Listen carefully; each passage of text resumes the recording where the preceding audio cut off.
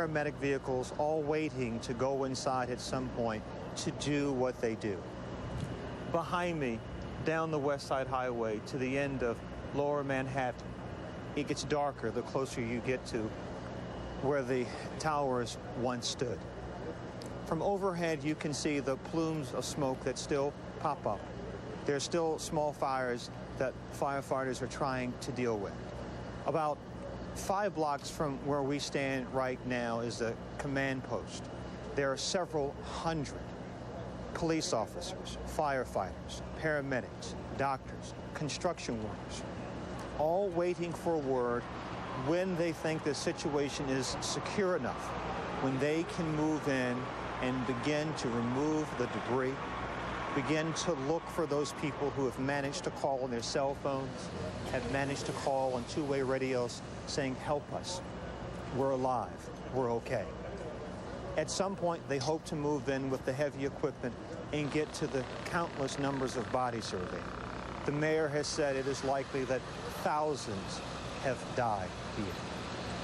Dan, as you've said, the first we learned of this happened at 8:48 this morning. By about 9:15, I was in position about 3 blocks away from the World Trade Center when one of the towers collapsed.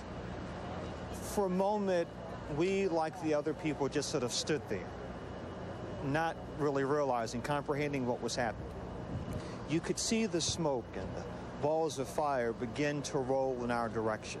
And for a moment, everyone just stood there, not believing that any of this had happened, or believing it possible that we could soon be in danger by the smoke and the debris that rolled our way. I was standing with a CBS News correspondent, Mika Brzezinski, at that moment. Then the officials started screaming for us to run. Mika took off her high heels, we clasped hands, we ran as hard as we could. We went to PS 89, an elementary school here along the West Side Highway. When we walked inside that school building, you could see teachers and administrators crying, young children who were visibly frightened. They gathered up those children, regained their composure, and then led them next door to another school. Hours later, that school was evacuated.